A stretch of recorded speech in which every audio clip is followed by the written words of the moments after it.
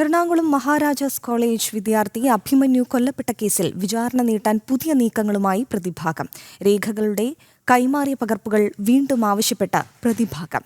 Prosecution പുനഃസൃഷ്ടിച്ച രേഖകളുടെ പകർപ്പുകൾ വീണ്ടും കൈമാറണമെന്നാണ് ആവശ്യം. കേസിൽ കുറ്റവിമുക്തരാക്കണമെന്നാവശ്യപ്പെട്ടുള്ള 2 പ്രതികളുടെ ഹർജി ജൂൺ 6 പരിഗണിക്കാനായി കോടതി മാറ്റി.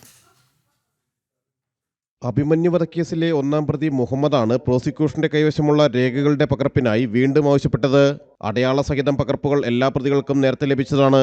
കേസിൽ നിർണായകമായ 13 രേഖകളായിരുന്നു എറണാകുളം പ്രിൻസിപ്പൽ സെഷൻസ് കോടതിയിൽ നിന്ന് നഷ്ടപ്പെട്ടത്. വിചാരണ തുടങ്ങാനിരിക്കെയായിരുന്നു രേഖകൾ നഷ്ടമായത്.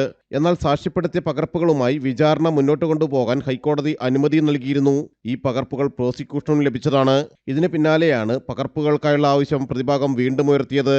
പരമാവധി വിചാരണ നടപടികൾ വൈകിക്കാനുള്ള നീക്കങ്ങളുടെ ഭാഗമാണിത്. പോസ്റ്റ്മോർട്ടം റിപ്പോർട്ടും മൊഴികളും കാഷ്വാലിറ്റി രജിസ്റ്ററിന്റെ പകർപ്പുകളുമടക്കം കൈമാറണമെന്നാണ് പ്രതി ആവശ്യപ്പെട്ടുള്ളത്. ഇതിനൊപ്പം 13-16 പ്രതികളായ സനീഷ്, സനീത് എന്നിവരുടെ വിടുതൽ ഹർജിയും കോടതിയുടെ പരിഗണനയിലാണ്. കുറ്റം തെളിയിക്കാനുള്ള തെളിവുകളോ രേഖകളോ ഇല്ലാതെയാണ് പ്രതിപട്ടികയിൽ ഉൾപ്പെടുത്തിയതെന്നാണ് പ്രതികളുടെ വാദം. 1 മുതൽ 9 വരെയുള്ള പ്രതികളുടെ വിടുതൽ ഹർജികൾ കോടതി നേരത്തെ തള്ളിയിരുന്നു. 2018 ജൂലൈ 2 അർദ്ധരാത്രിയാണ് ക്യാമ്പസ് ഫ്രണ്ട് PFI ഭീകര സംഘം എറണാകുളം മഹാരാജാസ് കോളേജിലെ SFI നേതാവായിരുന്ന അഭിമന്യുവിനെ കൊലപ്പെടുത്തിയത്. ജനം, കൊച്ചി.